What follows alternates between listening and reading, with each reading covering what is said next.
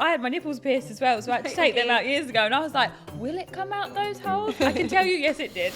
Welcome to the brand new podcast from Tommee Tippee for brand new parents. I'm Jilly Isabella, a new mum in the thick of it, just like you. Each week I'm joined by a guest star and a parenting professional, and together we're going to share real stories and expert advice to help you navigate pregnancy, the newborn days and early parenthood. Let's share the highs, the lows and everything in between. No fluff, no judgment, just real talk. You've got this and we've got you. Feeding your baby can feel like one of the biggest minefields of parenthood because everyone seems to have an opinion, but no two babies are the same. So in our very first episode, we're here to walk you through it and remind you that whether you're breastfeeding, bottle feeding or doing a bit of both, you're doing brilliantly. Today, I'm joined by the lovely Olivia Bowen, mum of two to Abel and Sienna. God, two. How old are they? Sienna is coming up to 5 weeks old and Abel is 3.5. So I just feel like a round of applause for getting back to work for being 5 weeks postpartum. Like, applaud you. It is quite nice though to like get back on the horse and like do something for yourself. I did literally say this in the taxi, even though I am like not really functioning. I'm probably going to say the weirdest things to you today because my brain is just not really there, but it is nice to have that time back. Yeah, like I feel like an adult again. Like to talk to another adult is nice. Yeah, not to like talk to a baby that can't respond back to you is great. Yeah. Helping us navigate everything feeding, we've got Dr Zoe Williams, GP and mum herself. Can you tell us a bit about your babies? Yeah, so I've got one, little Lisbon. He's 4 years old. Just started school. Oh my God. Oh, what a milestone. He's such a confident little boy. He walked in, he's been absolutely fine. So I thought I was going to be okay. I thought I was going to be that proud mum at the gates. As soon as he walked off, just burst into tears. Yeah. But it's just such a milestone, and it's kind of like at nursery you can go and pick them up early or have a day off. It's almost like handing them over. Yeah, and it's like, world be kind to him. Like he's such a sweet boy. Oh, I'm sure he'll absolutely thrive. He's loving it. So before we get into the challenges of feeding, Liv, can you take us back to Abel and what his birth story was like? God, it feels like forever ago. To be honest, I don't feel like I prepared much for his birth, and I did get quite bad birth trauma from him. But now when I think about Sienna's birth, hers was a little bit worse than his, so I'm like, oh, his was fine. Yeah. But to be honest, I didn't really have an idea of what I wanted, and I knew that I wanted to have a water birth, and I did end up in the pool for a bit, but it kind of escalated, and I ended up having him with an episiotomy and forceps, so it was quite I think it was about 30 odd hours, so it's quite a long it was quite a long one. Yeah, but you know, when I think back now, it's been 3.5 years, it doesn't have as much weight as it used to. I used to feel really bothered by it and like it really, I felt like I failed, I didn't get the birth I want. But I think now, after having two and seeing him grow, it's really sort of just doesn't hurt the same as it used to. I used to be really bothered by it. I think that's so fair though, especially as a first time mum going into like, it's such an unknown and you do have it built in your head what it's going to be like. So I think it's so fair and like valid in your feelings to like have kind of mourned the birth that you never had. And I can only imagine like how scary that would have been if like it was when episiotomy and like forceps and things. When I had Winnie, her cord snapped when she came right out, so we never did like any delayed cord clamping or anything, which that was something that I had in my birth plan, and like my husband Andy was going to do that, and that was going to be a bonding thing for them. So I kind of never had that like initial like first like, oh my God, it's my baby, it's over, it's amazing. It was quite stressful. And you've touched on before, Liv, how you thought you would kind of be like rubbish as a mum, like that was your quotes yourself. Like, why did you think you felt like that? You didn't really have like a maternal instinct? No, honestly, I didn't want kids until I think we were sat by a pool. It was just after COVID, and we were sat by a pool and we were watching like all the kids play. And normally me and Alex would be like, oh, they're really loud, they're really annoying. But at that point we were like, oh my God, they're so cute. And we were like, do we want kids? I was like, is this how you feel? But I'd never been maternal. I'd never really like imagined myself having a family. But I guess when you meet the right person, you end up kind of thinking about it, in my case anyway. Even when I become a mum to Abel, I wasn't ready for that mum status. I was scared that people would like put me in a box and be like, right, you're a mum now, so this is all that you can do, you can't be anything else. I feel like I'd already been kind of put in that box by being on Love Island, so it's like, this is who you are, you can't be anyone else. So for me to get that mum title, I was a bit scared to then be just squeezed into something that I didn't want. And for the first 3 or 4 months, I couldn't even call myself a mum. I couldn't say the word. I couldn't say mummy. I'd never say it out loud, or to him or to Alex. It was a really weird time, and I think I was just trying to work out who I was again. And that, I think that kind of coincided with the post depression, and that just all ignited into one big thing. And then gradually I just got more and more okay with it. And then now I love calling myself a mum. And you realise you're not just a mum. Like, you can't say just a mum. Like, mums literally encompass everything. Yeah. So it is just that, like, period of getting used to everything and realising who you are. And but it's a lot more common than we think, that like instant connection isn't there. Like, I can relate to you in what you're saying about, I never felt a desire to be a mum. No. I felt a desire to have a family. Yeah. And I wanted this wee tribe that was my own, and like my wee minis, and like they looked like half of me and half of my husband Andy. But I never had that like burning desire to be a mum. So I feel as if that was almost kind of like learned behaviour. But Zoe, it is quite common for people to feel like that. Like, there is a stigma around it, I think, because it is, we're told like it's this magical moment, and it is magical, and it is so overwhelming. But it's so normal to not have that instant connection with your baby. 100%. And I was just sat here as Liv was talking, actually thinking, it's just so refreshing to hear other people's accounts. You know, I'm in a really privileged position that I do hear a lot of people's accounts. People do open up to me and share these things, and it was the same for me. I mean, I was coming at this as I was 41 when I gave birth, and I was so ready to be a mum. I was desperate to be a mum. I had been for a long time. I only met my partner when I was 39. But even then, despite all of that, and actually the whole labour, I was very lucky with how things went. I was expecting, people say this overwhelming love like you've never felt before when you...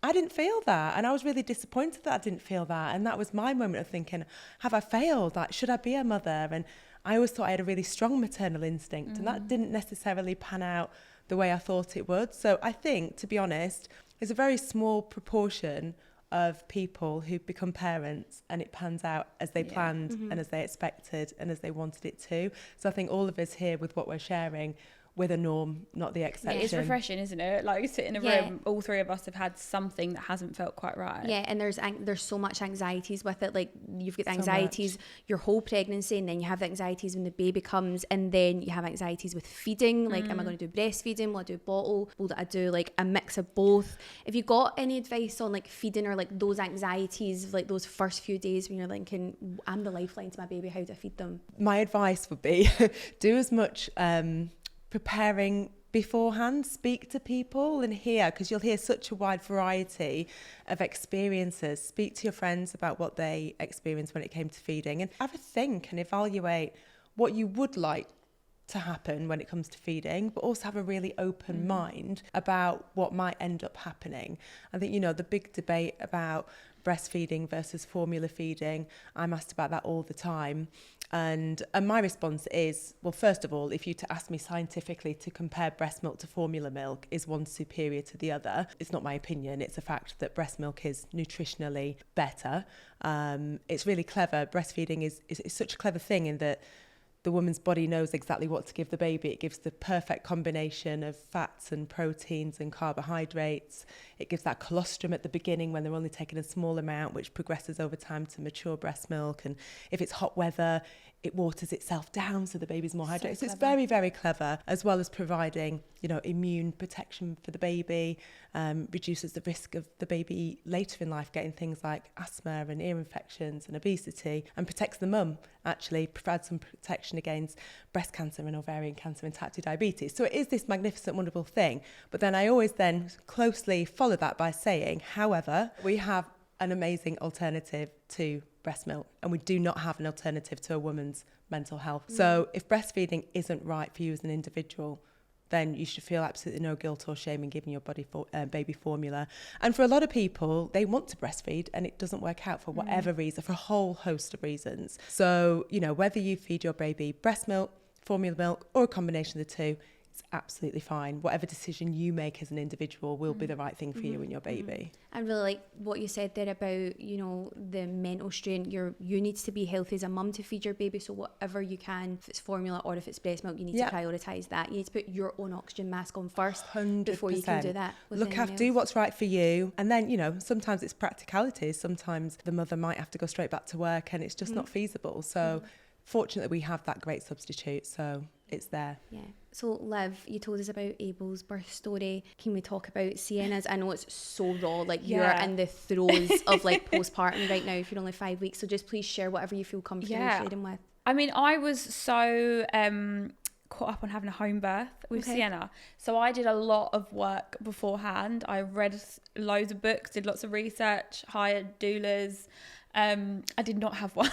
So it didn't go to plan. But in saying that I didn't have a home birth, when I learned what I learned, it enabled me to control my mind a lot better than when I had Abel. I think when I had Abel, I was fixated on this idea of what birth would be like, and I was really gutted and felt guilty that I didn't get the birth that I wanted. Whereas after doing the work with the doulas and researching it and learning about my body and learning about the power of choice, I don't feel the guilt this time around, and I don't feel like I failed, because I don't know, I must have done enough training of my mind to enable myself to be like, no, like I tried my best, I did what I could, and my body decided otherwise. And I ended up listening to my body when I went into hospital. I was at home for quite a while. I had the pool at home, and I managed to get some pictures in the pool at home and had my doulas there. I think I was in labour at home for about 12 hours, so I was there for part of the time. I just then did have to be transferred in, but that was out of my control, and I think I have accepted that, which is quite nice. And I don't think, if I hadn't have had the work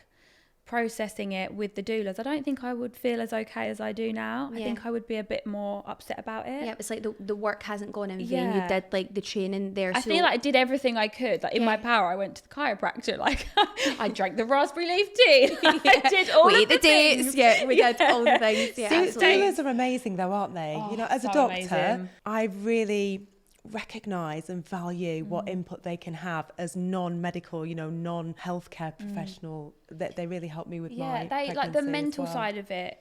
They were just amazing. They were such lovely people as well, and I just felt like they were there when I needed them. And even when we got in hospital, though, that the doctors were incredible. Everything that I went through there just gave me this like utmost respect for the NHS and the doctors, because they literally saved my life. Like, they were incredible. So it's props to them, really. Dr. Zoe, for our listeners that are listening that don't know what a doula is, can you describe what they are? Oh, I don't want to get this wrong. I don't know. So they're not a medically trained, they're not a midwife, they're not a nurse, they're not a doctor, they're not medically trained, but they are experts in everything pregnancy, childbirth and the postpartum period. Some of them specialise in the pregnancy and childbirth bit, some of them specialise in the postpartum bit. I mean, the best way for me to describe it is the context of I worked with two doulas who did a job share, and they taught me all the stuff that I didn't know as a doctor. For me, because I was a little bit older, there was some pressure being put on me to maybe make decisions that I didn't want to make. So they really helped me actually and empowered me by they found all the studies for me and presented them to me, because they knew that that's what I would want to look at. They taught me things I didn't know, even about the birthing process. So I thought I knew pretty much all of it, but I didn't necessarily know about the interactions between the different hormones that happen, how, you know, oxytocin drives your childbirth process in a positive direction, but anything that stresses you causes cortisol, and that dampens down the oxytocin, and actually about how the different muscles within the uterus contract in different ways. And I did give birth at home, but with no midwife. She wasn't there. She arrived 20 minutes later. So for me, having a doula there, even though she didn't get involved, she didn't touch me, I remember I just looked at her about every 10 minutes. I'd be like, oh my God, is this normal? And she'd just go, absolutely, textbook, just perfectly, you're doing fine, you crack on. And then I knew I could go back into my zone. So she just gave me that confidence. And when I said the baby's coming and I tried to push it back in, she's like, no, that has to come out that way. Yeah, you can't put it back, only going one way. Yeah, we can't put it back in the oven. A lot of people I spoke to that, I said, oh, I'm looking at having a home birth. And they were like, oh my God, but it's just because it's not the norm now, so people do look at it a little bit differently. And I think like research is just your main thing, like that's key to as much information as possible. And making a choice, like it's your body and it's your baby, so feel confident in your choice. And I think the doulas really help you. They help you make like an informed choice. Yeah. So, which is so important. I had a doula, so that's how I know like a little did you as background of it. well? Yeah, my doula was actually, she is a midwife though. Okay, She is yeah. medically trained. That was kind of why I chose her Yeah, as well, that's because nice. I think with doulas, and usually they have a background of hypnobirthing, I think a lot of people think it's quite woo-woo Yeah. and quite hippie. Yes. And I probably had that opinion as well. So when I was looking for a doula, I liked that she had like the science-backed Yeah. things as well. So like when I was saying to people I've got a doula and I'm going to breathe through my birth, and people were like, what are you talking about? And I was like, no, it's actually science-backed, and like the oxytocin True. levels will help me get through the pain.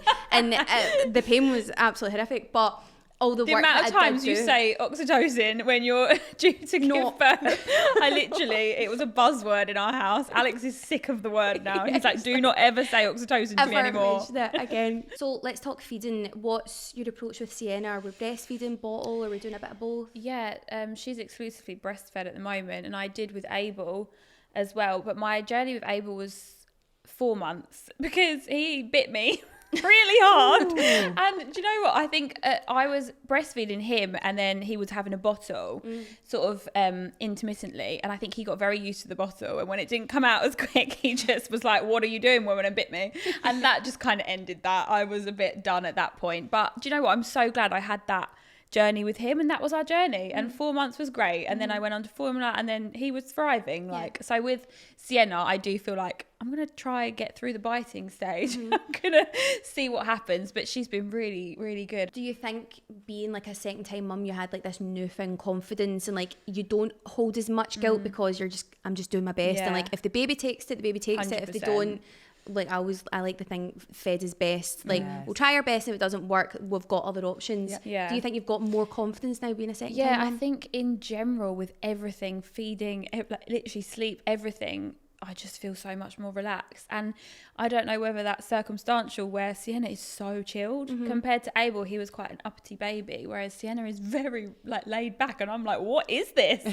I'm not used to a baby that's so chill. But I am quite a highly strung person, and when I had Abel, I was very anxious, and I did experience depression after. So I don't know where I was trying to log everything. I would log every poo, every wee, like And that all app. the naps in the app, and I got obsessed with this app, and then I kind of just lost that like nurturing side where I'd just watch what he did. Yeah. And I think that kind of stole a little bit of the newborn time away from me with him.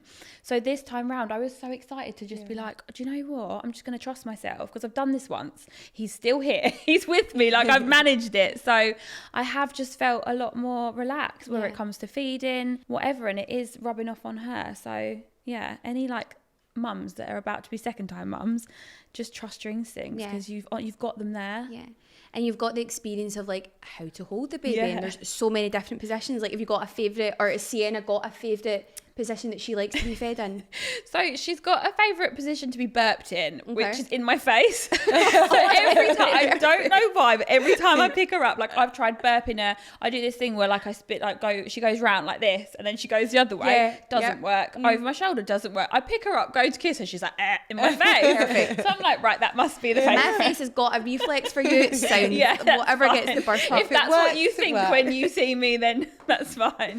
But that seems to work. But feeding wise, she's she's been really great. But I do think that's because I'm a bit more relaxed, Yeah, and yeah. they can feel you, can't they, if you're tense Yeah. or I remember because I'm breastfeeding, when Winnie first latched on me, I remembered I was like really uptight. My shoulders were up. I was sat forward. I wasn't comfortable. I think I underestimated how long a baby can feed on you as well. So if your shoulders are tense and you're not sitting forward, you're not comfortable, they're going to feel that. And there are different positions that like you can feed a baby in, isn't there? Doctors always like under the arm, across your body, and babies differ like what they like, how they like to feed as well. Yeah, so when breastfeeding, there's the cradle, which is holding them like this, so their legs are across you. The rugby hold, where their legs go backwards and you hold them a bit like a rugby ball. Lying down with them on top of you, lying them with the side. It's about playing around and finding what works for you, but what's comfortable. You know, we always think, don't we just want this baby to feed, we want to nourish this baby. But do you know what? Think about your comfort and what's right for you, because in those very early days, they're feeding between 8 and 12 times a day. It's a lot. It's a taxing. lot of the time that you spend feeding them, whether you're bottle feeding or breastfeeding. Think about, I always say to my friends, create yourself a little feeding corner. Yeah. And surround yourself with the things that you might need. Make sure you've got maybe a battery pack to charge your phone, TV remote if that's your thing, some one-handed snacks, so like a bowl of nuts, some fruit that you can eat with one hand, lip balm, hand cream, face cream, water. Oh my God, What is this thirst. scientific? It's as if I haven't even put Winnie on my boob yet, and my head's like water. Like you have to keep drinking. Unreal, the thirst. Yeah, why is that? because you need so much more water, because Yeah. they're taking so much from you. So to produce the breast milk, you need to consume more water.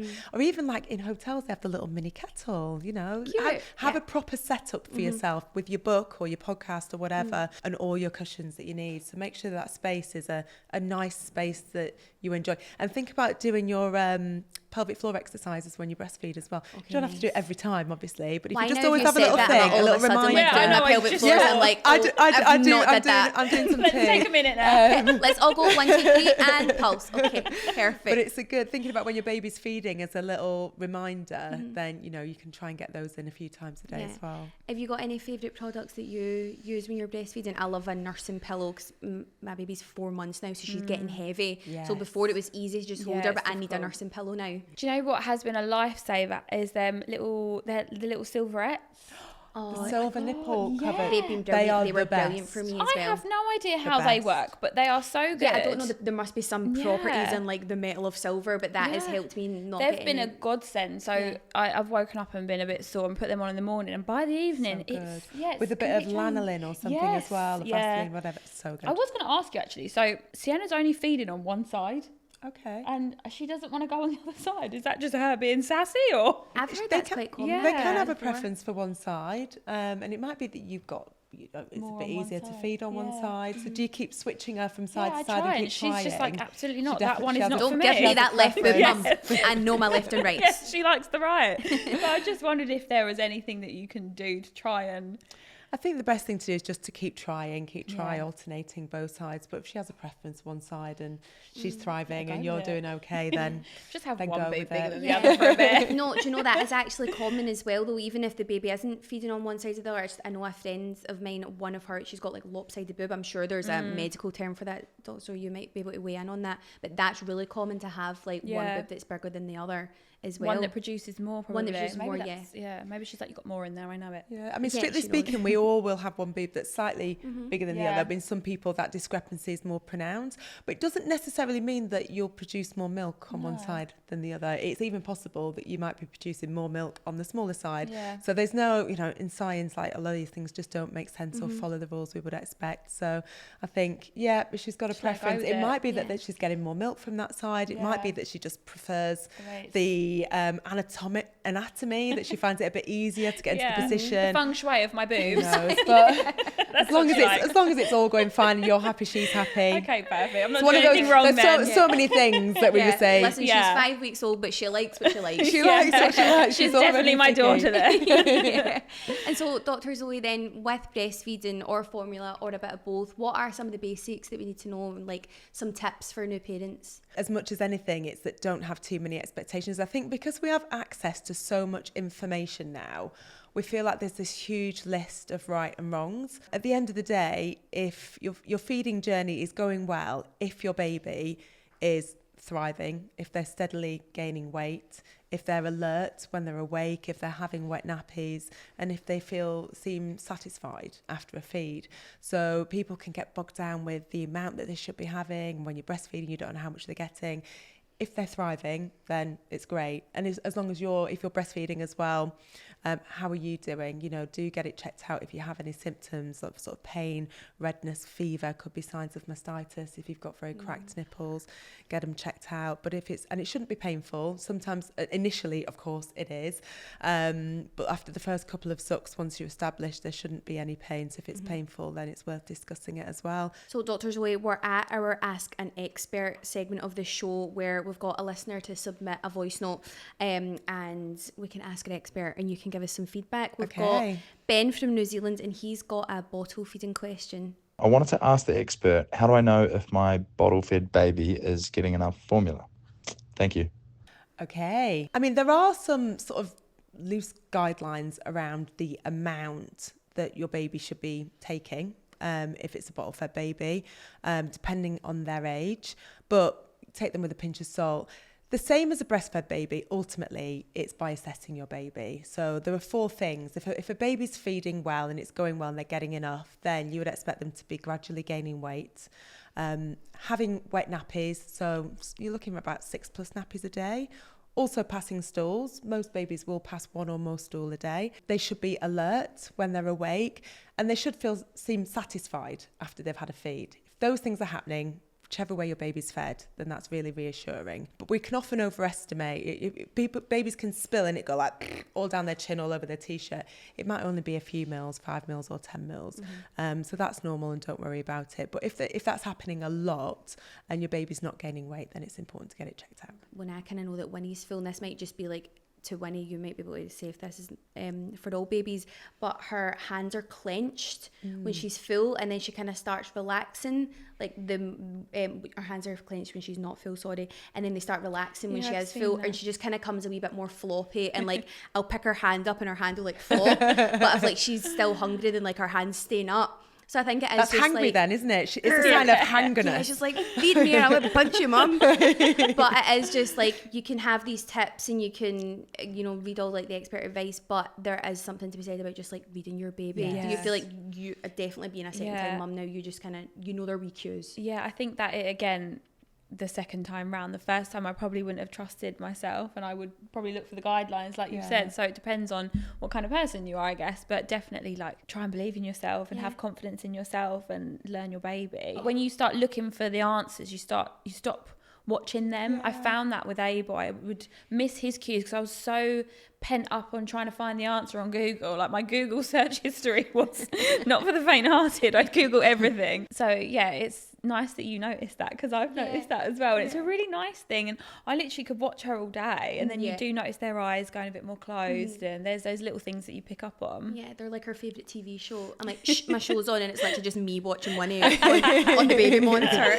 We've got Fran from London, and she's got a question about combination feeding, which is very poignant for me because I'm kind of coming up to this stage as well. So let's hear what she's got to ask.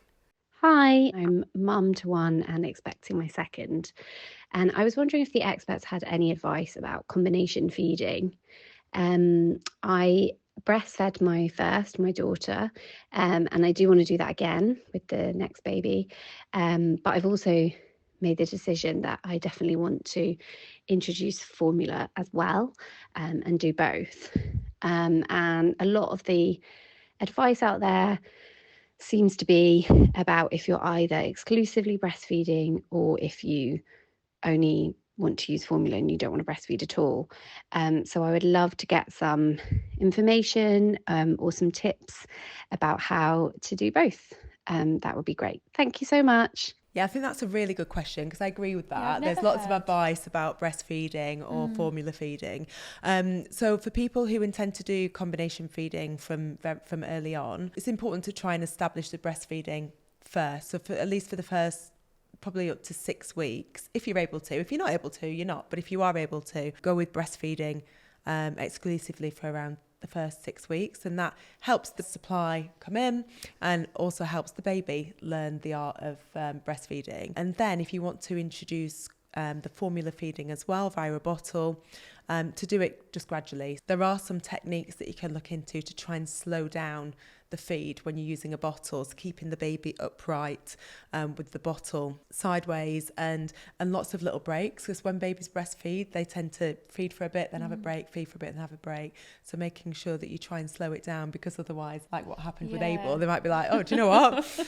No thanks. So when you're saying combination feeding, because I think the language is a little bit confusing as well. It really is, yeah. So you've got exclusively breastfeeding, which is when the baby's only on the boob and there's no bottles.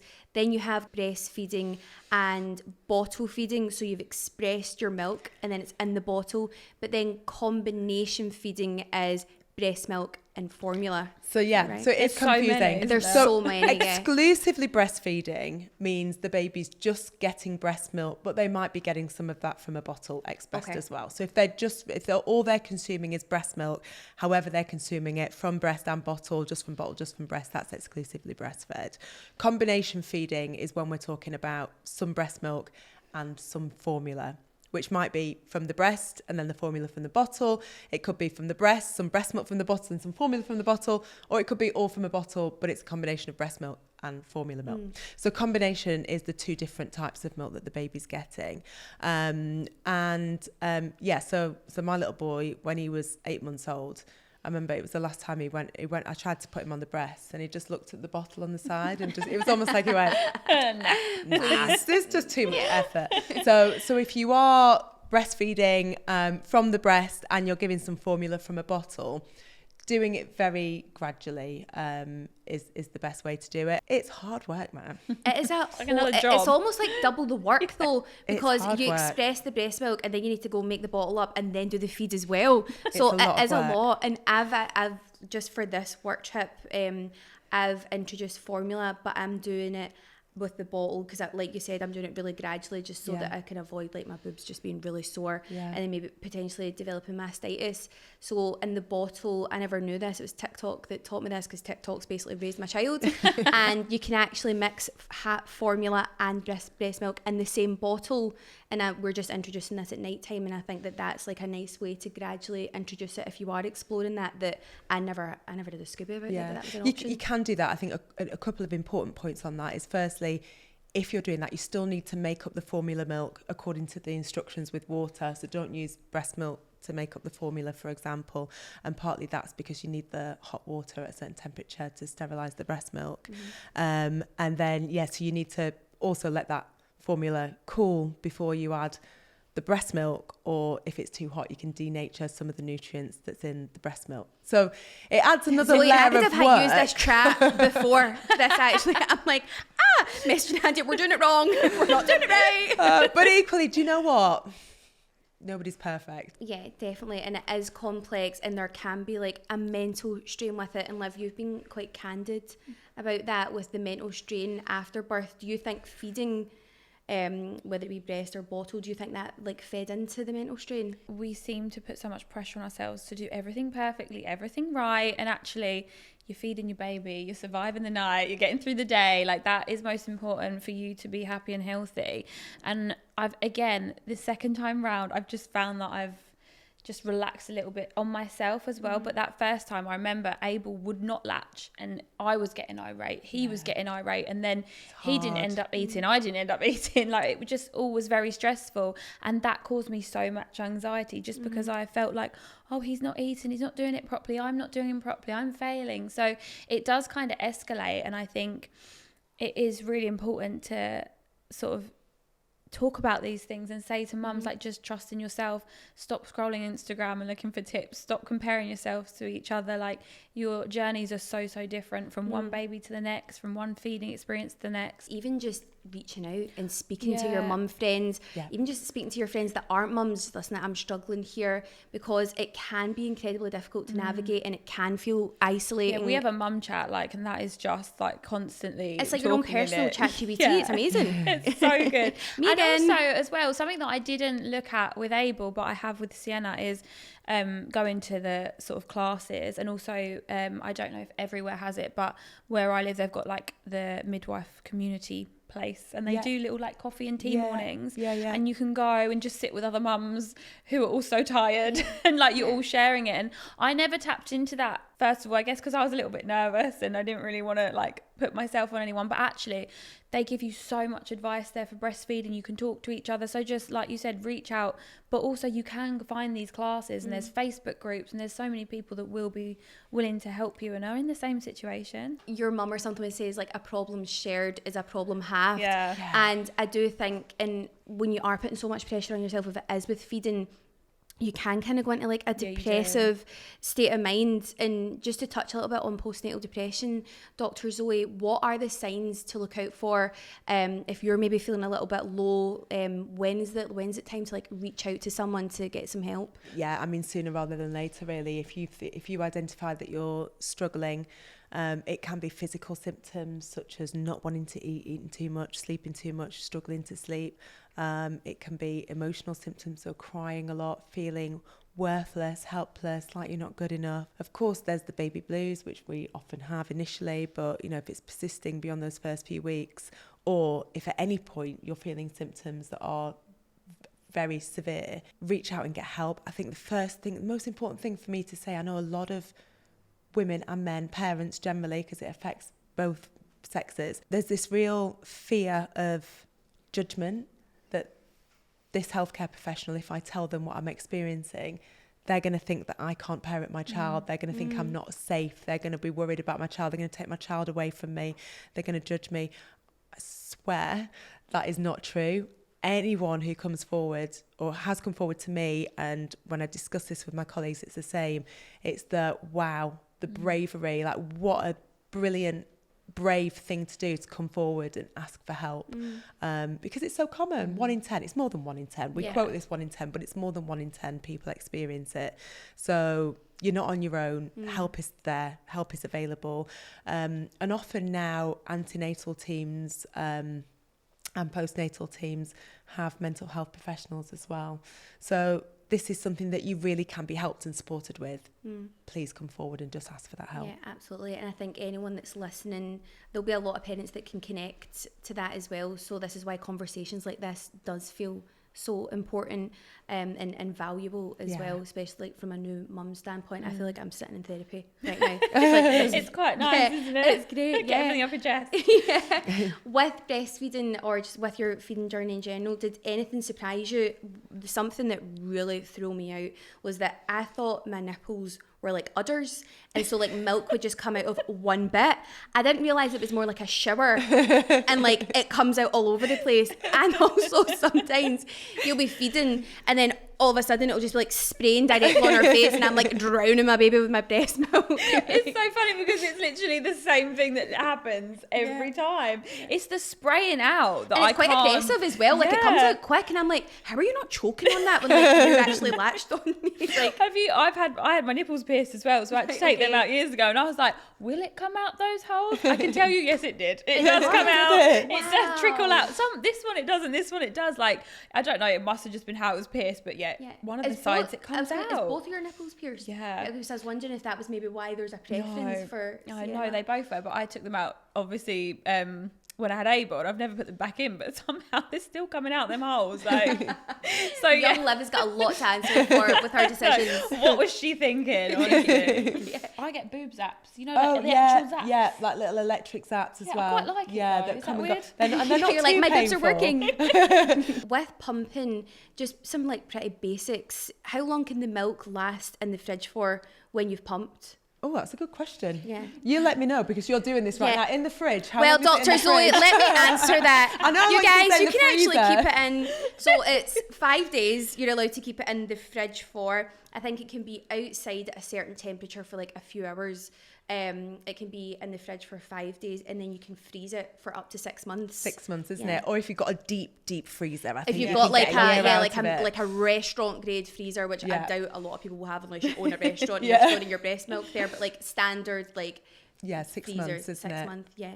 Which is quite incredible, That's quite really. good, yeah. My freezer stash kind of felt like my freedom. Yes. So I was like, It is, a lot of time when Feel I'm the pumping, I'm same. like, this is difficult, it's a lot, but this is also meaning that I can share the load. So we got Winnie on a bottle the day she came home from the hospital, because I kind of knew in my head, I want to give her breast milk, but I do also want the freedom of her being on the bottle. Can you touch on how many calories you burn and like with breastfeeding, and like what's the whole thing around that? Because before, when I was breastfeeding, and this is so vain, and it kind of leans into this like bounce back culture where you want to get that baby weight back, and everyone talks about you lose so many calories with breastfeeding. I've kind of found the opposite. I am starving, So like hungry. I So eat thirsty. so much. I'm so thirsty. I'm so hungry. I'm famished, and I'm starving all the time. Because your body is like, I need that extra food, that extra water to provide this breast milk for this baby. Your need for calories goes up by 450, 500, but you probably will eat that. I mean, for me, it was a massive chunk eating of more. a That's massive really chunk easy of for me. cake. There is no such thing as bouncing back. It takes at least 2 years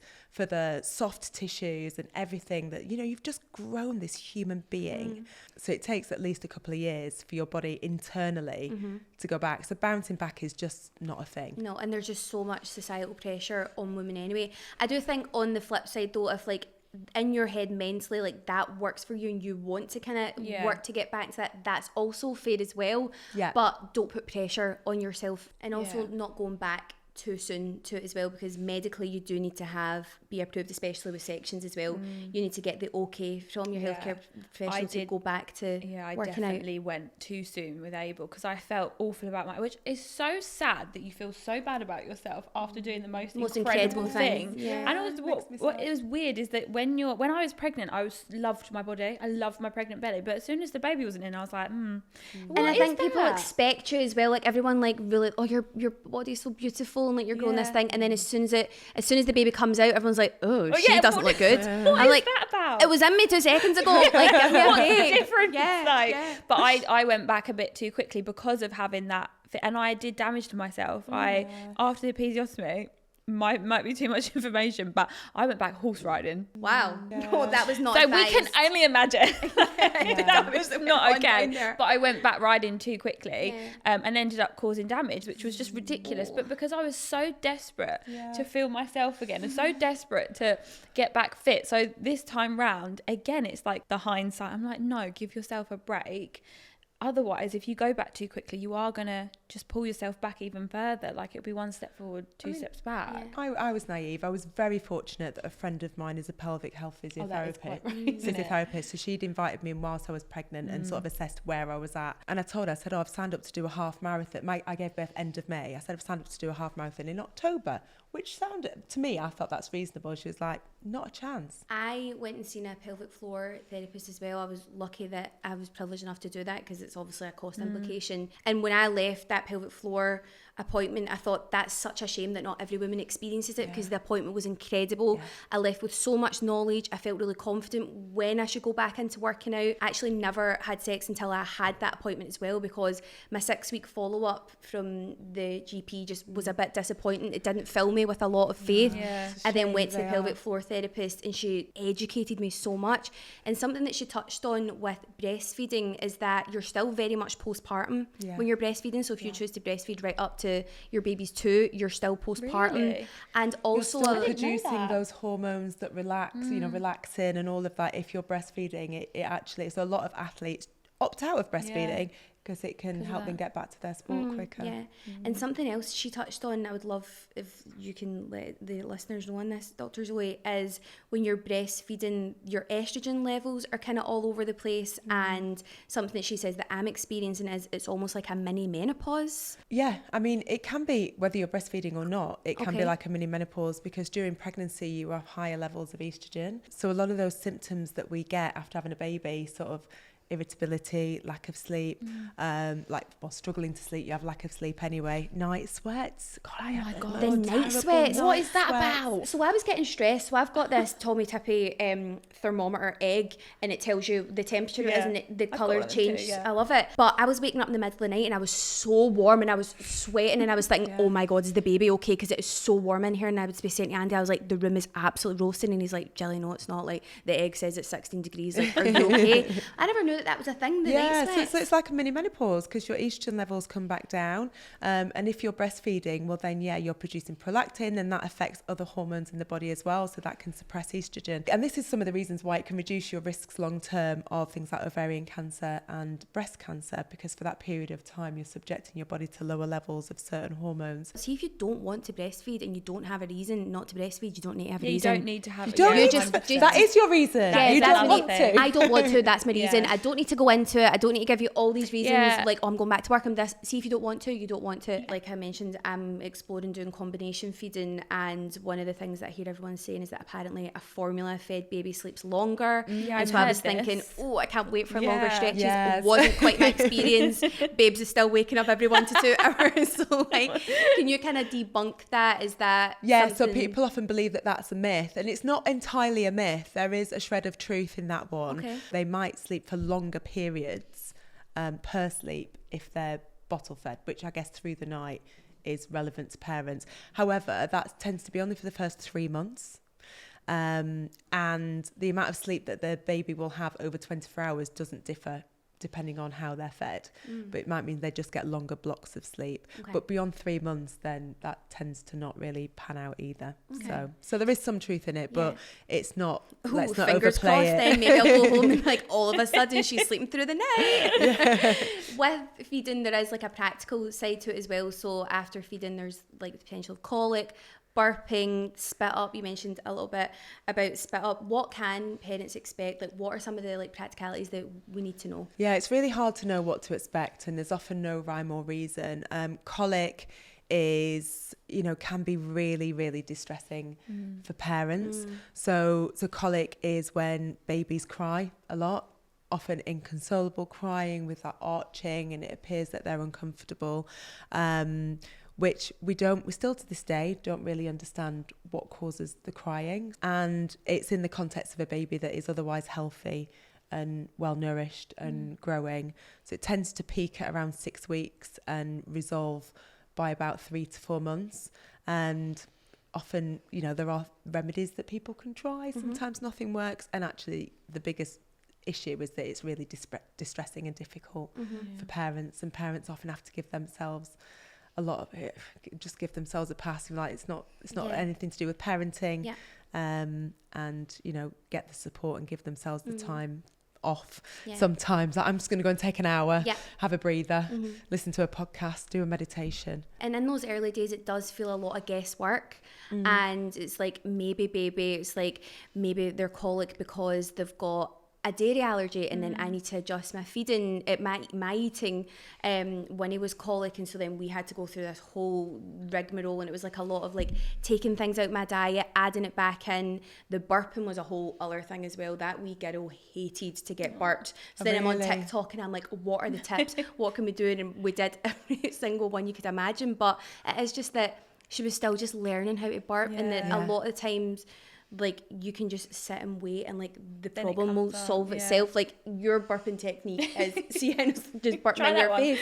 I'll try that. Great, my baby looks at me and wants to burp. But tried and tested methods now that you are 2 babies down, aside from the one that Sienna's looking your face. There's a few.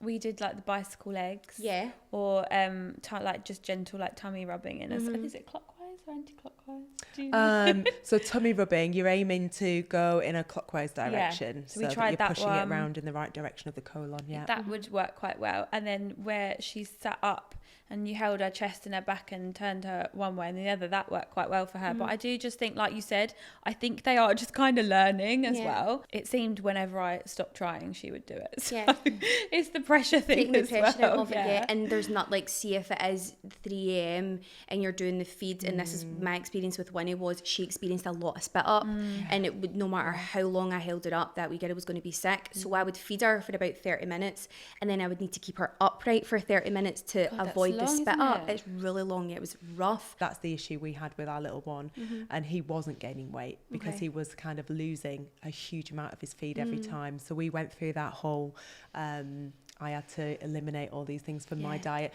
Who knew that there was milk in roast beef Monster Munch, by the way? Like, oh my God, I knew, I swear you're telepathic. I knew you were going to say that. I love crisps, salt and vinegar crisps. I could eat them morning, noon and night. What is in all of the crisps? Milk, there's like lactose in crisps. What? I know, it's harrowing, Liv. No one told me about that. No more mumhood for me. I can't have crisps. You wouldn't believe that, would you? That you have to check the ingredients of everything. I know, Zoe, I felt you. Yeah. And you mentioned nappies and like wet nappies and like what's healthy and things.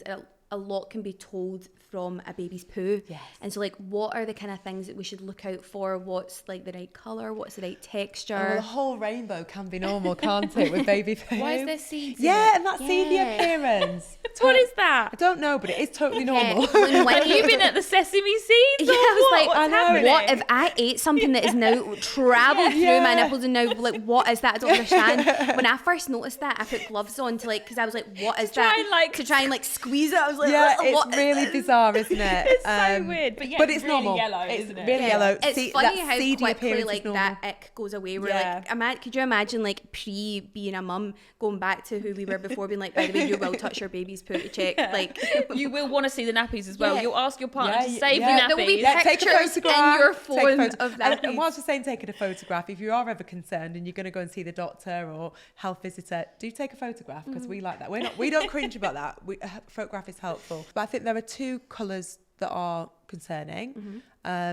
If it's black, that could be a sign of altered blood. So that's something to definitely, beyond that first 5-6 days, that's something to get checked out. If you're seeing red streaks, if it's just the occasional day, it might be that they've got a little anal fissure, there can be a little bit of bleeding. But if it's persistent, if you're persistently seeing red or red streaks, then obviously get that checked out as well. The other one is if it's like white clay, very rare, but some forms of liver disease. My baby once had a white clay and I freaked out. Anyway, it was fine. Okay. But that's just something to be aware of as well. But otherwise, the rainbow of poo is quite normal. Yeah, and that's like a Googleable thing, isn't it? We can go in and get like a little chart. Yeah, absolutely. Yeah, there's loads of really good resources online. If you just search baby poo, it'll tell you what it means. There is just so much to consider that like, you don't think of before, but the overarching theme here is that feeding is feeding, and just figuring out what works best for you and what works best for your baby. Just one other thing to touch on actually, breastfed babies or babies that are fed on breast milk do need vitamin D to be supplemented, so little vitamin D drops. If babies are having more than 500 mils of formula, then they don't need any added vitamins because it's all in there. And from 6 months onwards, they should have vitamins A, C and D. And people who are having financial difficulty might be able to access those for free.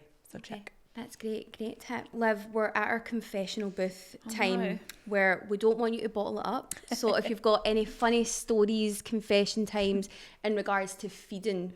There is one. I don't want to make anyone feel sick. If anyone doesn't like you're amongst good bogies company. or snot, then no, I think all these things leave your body when you become a parent. Like you don't get the same ick as what you did before. Yeah. I am obviously trying to feed a snotty baby is really difficult, and Abel had a really snotty runny nose, but I was stuck in his room with no one there. I didn't have the snot sucker, so I sucked out his snot with my mouth. And do you know what? That's just what mums need to do. That is just good parenting that you only get once you become a parent. You'll do anything. But the thing is, I absolutely hate bogies and snot. Like now he's old, I can't touch his bogies. Alex always has to get them, and if one is on me, I'm like, and I remember back to the day that I literally sucked snot out that boy's nose, and I just think, God, I love you, kid. Like, he's gonna grow up and he's gonna be like, Mum, why aren't you letting me watch TV? I hate you. And you're gonna be like, I got this bogey out of your nose with my mouth. What do you mean you hate me? Never forget it. Yeah. At his wedding day, being like, so let's speak about the time that I got the bogies out. How much I love you. That's probably not my finest hour, but also, you know, I'm quite proud of myself for doing it. I think it's a sign of excellent parenting. I did spit it straight onto the floor. I won't lie about it. It came straight in, straight out. Never again. Sienna, if you're like going to watch this, I'm not doing it for you, girl. Like, it was traumatizing. It's not stuck in your pocket at all times. At all times, absolutely. We're on to your quick fire question round now. So you've got no time to think. It's just one answer questions. Good luck with your baby brain. If you can't think of anything, just say pass. What's one product you wish you knew about sooner? I guess it would be the silverettes that I mentioned earlier, because they have been a game changer for nipple pain. What's the first solid food that you gave Abel to try? Poor kid, I think it was broccoli. Yeah, it's pretty standard. What's the best part of having two babies? I think just imagining what life's going to be like. I keep watching them now, and he's just absolutely obsessed with her. Like he goes, "Oh, baby girl." He's got a really strong Essex accent. He's like, "I love you, baby girl." I'm like, God. So he's really obsessed with her, and just seeing that relationship and imagining what it's going to be like when they're playing together. Have you got a go-to snack when breastfeeding? I'm really obsessed with honey at the moment. Like what, like a spoonful of honey? Just on anything. Oh, bread. Porridge, my hand, I don't know, at all times. Yeah. And what's one thing you wish that someone told you before becoming a mum? Just that you will be back to yourself. A different version, but she'll come back at some point and she'll be better than ever. Absolutely. Love that. Right, let's talk weaning. This is something that I'm coming up for. Winnie, my wee girl, is 4 months, so she's not quite there yet. Liv, what was your experience with weaning with Abel? I really enjoyed it with Abel, actually, and I wasn't sure if I would or not, because I was so fearful of choking and all of the things that are involved. But he was kind of showing readiness around 5.5 months. He was constantly watching me put food in my mouth, and he was sitting up quite early. So we weaned him about 5.5 months, and I got a book and like followed that through, and really I love cooking, so I quite enjoyed doing it. It was messy, let me tell you. Half of it was on the floor, but the kid loves a spag bowl, so it was really fun. And I think if you try and relax into it, I know it can be really scary, can't it, with like if you give finger foods or things like that, it can be quite daunting, but just take all the advice and get right stuck in. And do you think your approach with Abel will kind of be similar with Sienna? I'm not sure. I think it's just going to depend on what she's like. Abel was was very like physically ready. Like he crawled very quickly, walked very quickly, sat up very quickly. So for him, I chose to do like the finger foods because I just felt like he was able to hold on to things really well. He was quite clever with his hand to his mouth, so they were all sort of like the baby-led weaning where so that was all sort of things that said to me like, that's the right option for him. But I think if Sienna wasn't that way inclined, I'd probably look at something different, maybe offer the puree side of things. But for me, it does just depend on what she's going to be like and how she is. But he was very much like all over it. Like he liked steak and all of that at the start. He ate everything. Boy, was eating good after those 6 months of milk. He was like, what's his medium rare steak? Fillet steak for dinner. He eats really well now. He like eats sea bass and all sorts. He's a proper spoiled. Oh, he's got a great palate. All my friends like, you're setting his wife up for some failure, asking him to have sea bass and steak. But I love it because I'm such a foodie. So like making him love food as well is really important to me. There was obviously some stuff that he didn't like, but I can't remember off the top of my head because he was just a bit of a foodie. But it's worth mentioning that is just him. And then like my friend's baby would like hardly like anything, or she'd like the purees, and it was just all trial and error. But I really have a feeling that Sienna's going to be fussy. I can just sense it. Another one that Abel did struggle with was texture. Not necessarily the food, but texture. So we would always offer things in different ways. So he might not like scrambled egg, but then he'd like a boiled egg because of the weird textures. Like imagine they've only drank liquid for 6 months and they're like, what is this? It's weird. It's quite weird for them. Even as us as adults, we have preferences that I think sometimes you forget with babies that like they are their own wee person and they do have their preferences, and you probably would have been like, why are you not having scrambled eggs? But that's his wee preference, that like it, like boiled eggs more. A lot of the time we'd offer something like twice and he'd not like it, and then he'd start to like it, then he might not like it again. So it's just like that repetition. And that goes on and on, it goes on and on. And then the older they get, then they really have an opinion on what they like and what they don't like. For a while, he was like, I will only eat chips. And I was like, I cannot feed my child chips for the rest of his life. I can't raise you on just potatoes, babes. Even though I want to be raised on potatoes too as well. We need the nutrients. But you do go through that. They do have their little, like, things that they like and don't. But the same as us, when you crave something, I'm sure it's the same for them. But then you can start getting creative with, like, the shapes of food and like kind of like trick them to be like, no, you like this, you've had this before, this is such banana pancakes is the best one because just hide bananas in there. You can hide all sorts in like pancakes, like chia seeds, everything like that, like anything like healthy. I'm like, hide it in the pancake, and he loves it. Really creative with it. So finally, just to wrap up our conversation, we like to end with a moment that you'd like to bottle up. So if you can think of your journey in parenthood with Abel, and I know it's so fresh with Sienna, but is there any moments that you could just bottle up and relive? Oh, it's so hard to think of just one because there's so many, like the smiles and the laughs. But do you know what is one of my favourite things is when you're feeding and they look at you and you make them smile and you just see their little smile and they've still got your nipple in their mouth and they're like, and you stop feeding and you're like, stop laughing, get back on there. You're laughing at them for doing it and they just look. So I honestly, if I could replay that in my head as clear as day, I would. Yeah, no, that's so funny. Oh, thank you so much for joining us. I really appreciate you coming and taking your time out because 5 weeks postpartum, babe, you're doing great. I'm not gonna lie, I'm about to pass.